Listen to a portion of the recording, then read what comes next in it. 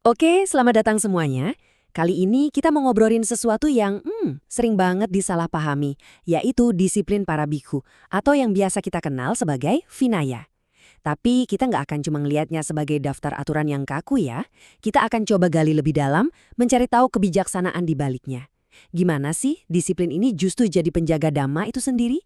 Yuk kita mulai. Nah, kalimat ini adalah fondasi dari semua obrolan kita. Ini bukan cuma soal menjaga tradisi loh.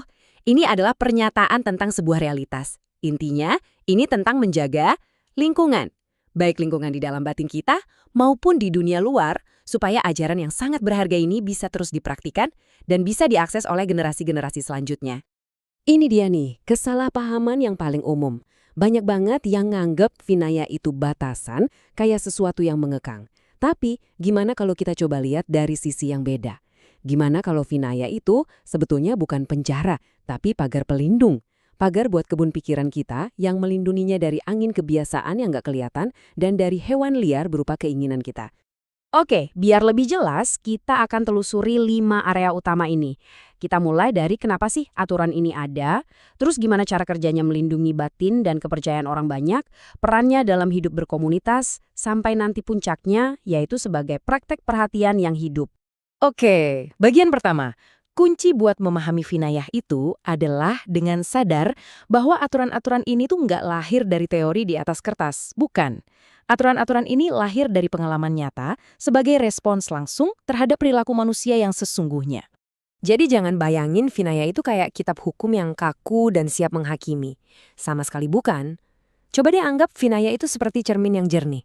Fungsinya tuh bukan buat bilang pantulan di cermin itu baik atau buruk, tapi untuk nunjukin dengan jujur apa yang ada di sana.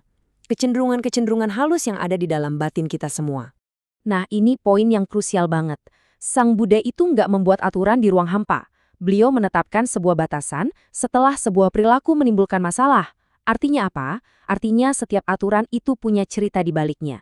Punya studi kasus yang mendalam tentang gimana pikiran manusia bekerja saat nggak terkendali.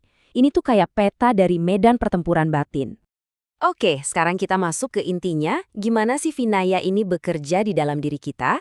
Ini semua tentang menjaga landscape batin kita, jauh sebelum badai besar kelihatan di cakrawala.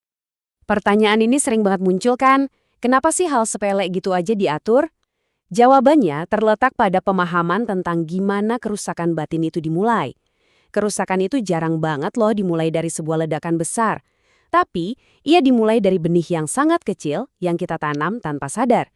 Coba deh perhatiin alur ini. Prosesnya tuh halus banget sampai sering nggak kita sadari. Awalnya cuma kenyamanan kecil yang kita anggap wajar, pelan-pelan dia berubah jadi tuntutan yang akhirnya malah menciptakan penderitaan. Nah, Vinaya itu bekerjanya di langkah pertama atau kedua, pas benihnya baru aja jatuh ke tanah. Pas masih kecil dan gampang banget dicabut. Wah, perumpamaan ini bener-bener cerdas buat ngegambarin cara kerja Vinaya. Gini deh, seekor anak gajah itu nggak perlu diikat pakai rantai besi loh. Cukup pakai tali yang lembut yang bikin dia terbiasa buat nggak melawan. Batin kita juga gitu.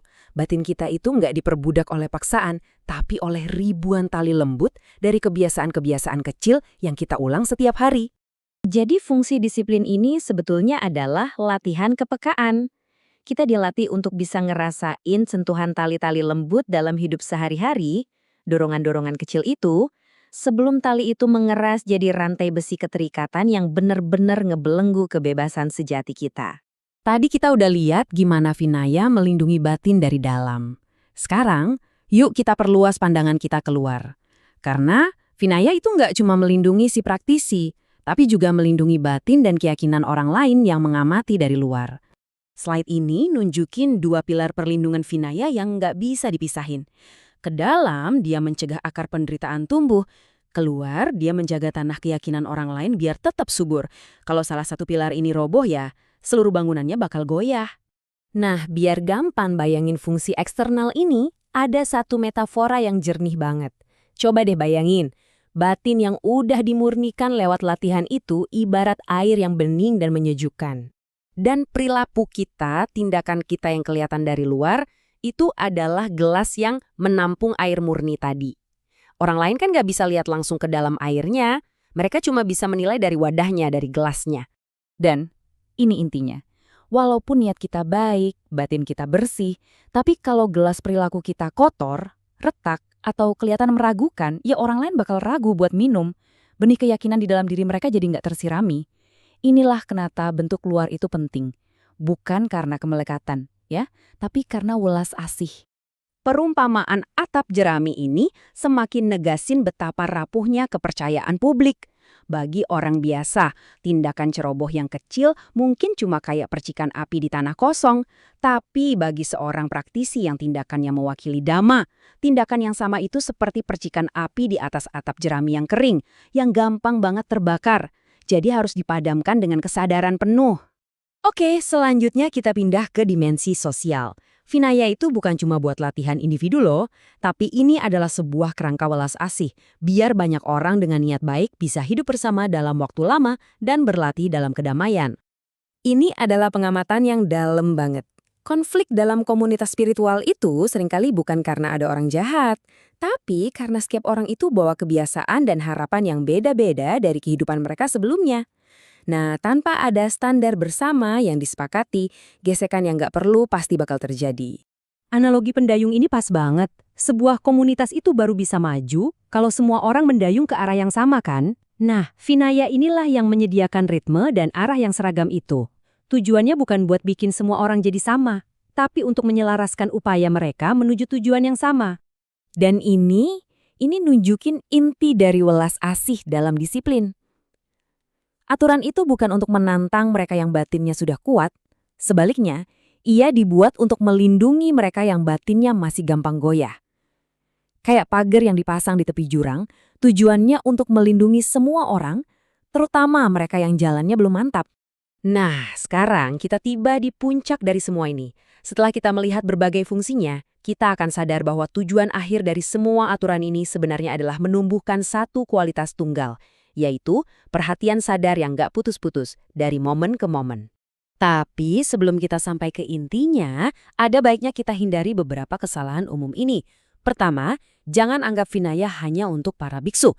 Prinsip cara kerja batin ini berlaku untuk kita semua. Kedua, ini bukan hukuman tapi pagar pelindung. Dan yang paling penting, Vinaya itu bekerja di tingkat yang sangat halus, jauh sebelum niat buruk terbentuk atau pelanggaran besar terjadi. Jadi apa intisari praktis yang bisa kita bawa pulang? Simpel banget tapi dampaknya luar biasa. Sebelum bertindak, berhenti sejenak. Cukup satu tarikan napas sadar. Jeda singkat ini menciptakan sebuah ruang.